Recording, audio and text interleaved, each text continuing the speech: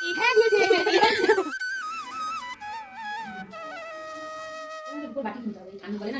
খাবে?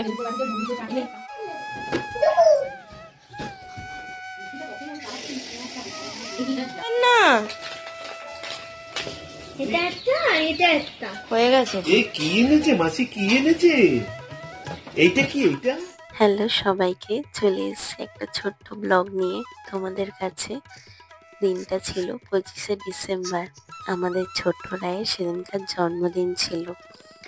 তাই ওই স্পেশাল ডেটা তোমাদের সবার সাথে শেয়ার করে নিলাম। সকাল থেকে উঠেই শুরু করে দিয়েছে গিফট খোলা। তাই ওকে বললাম থাক, এগুলো পরে করিস, তাড়াতাড়ি করে স্নান করে নে। এখানে রায়ের ছোট মাসি আর দিদা দুজনে মিলে রায়কে তাড়াতাড়ি স্নান করিয়ে দিচ্ছিল।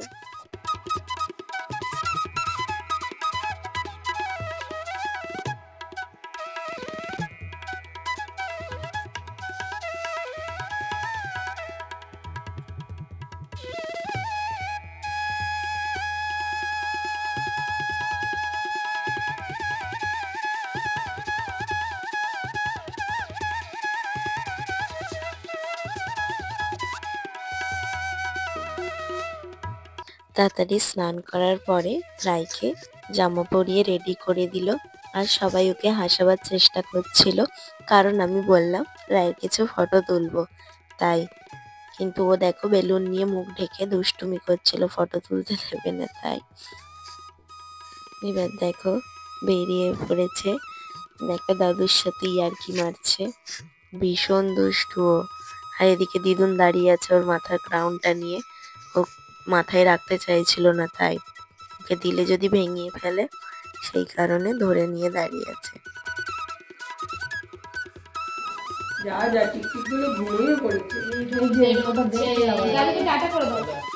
আমরা এখানটা কেক কাটিং এর জন্য একটু সাজিয়ে নিয়েছিলাম, আর ওকে একটু ধান ধূপটা দিয়ে আশীর্বাদ করার জন্য।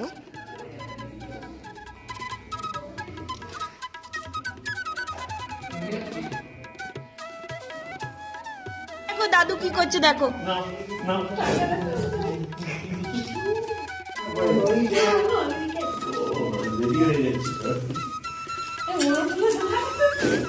মা, ছোট টুলটা আমাকে দাও তো, ছোট টুলটা আমাকে দাও তো, ছোট টুলটা।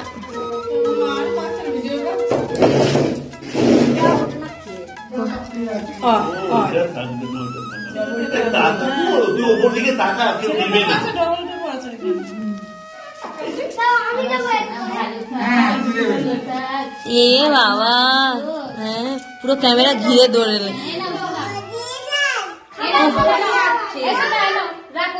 দাদা ওটা তোমার মামা,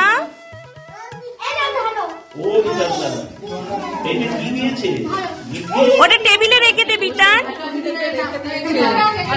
এই দেখো মানে প্রিয়ের মা।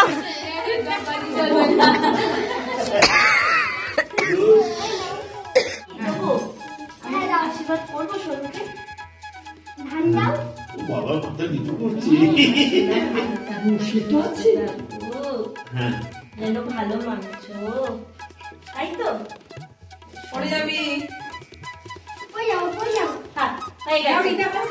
এটা কি রে? কি নাম? কি নাম রে?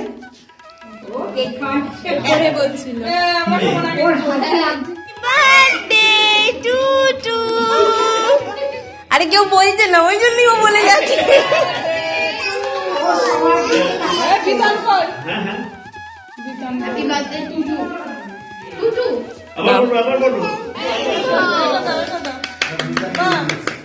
এদিক দিয়ে, এদিক দিয়ে।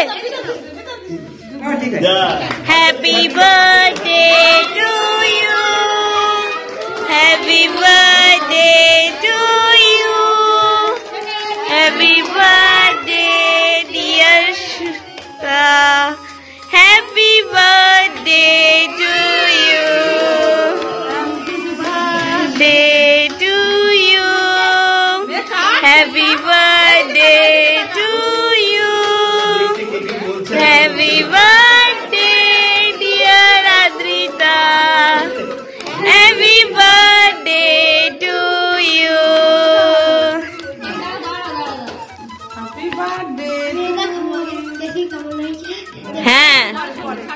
নিশ্চয়ই। Happy birthday to you, happy birthday to you, happy birthday dear Adrita, happy birthday to you. এইসবের মধ্যে প্রচুর দেরি হয়ে গেছিল। মা রাইকে আগেই খাইয়ে দিয়েছিল। তারপরে আমরা সবাই খেতে বসে গেলাম। এই দেখো, লাস্ট ব্যাচ ছিলাম আমরাই, সবাই একটু করে খেয়ে নিলাম, কারণ সারাদিন ধরে তো আর সেভাবে খাওয়া হয়নি। এইসবের মধ্যে আমাদের রাই উঠে পড়েছিল। রায়ের জন্য পায়েস রাখা ছিল, সেই পায়েসটা রাইকে খাইয়ে দিলাম। রাই একটু একটু করে খাচ্ছে আর ঘুরে বেড়াচ্ছিল।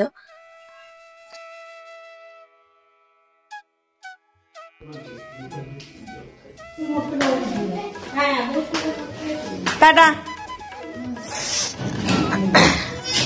তারপরে সবাই এক এক করে বাড়ি ফিরে যাচ্ছিল, কারণ শীতের সময় এমনিও ওদের অনেকটাই যেতে হবে। তাই এই প্রথমে আমার জ্যাঠা জেঠিমা বোন বেরিয়ে গেল, তারপরে মা আর বোন বেরিয়ে যাচ্ছিল। সবাই এক এক করে চলে যাচ্ছিল। রায়ের মনটা খুবই খারাপ হয়ে যাচ্ছিল। তারপরে বিতান দাদা আর রাই এখানে বেলুন নিয়ে খেলা করছিল। খেলা করতে করতে ওর মনটা আবার ভালো হয়ে গেল।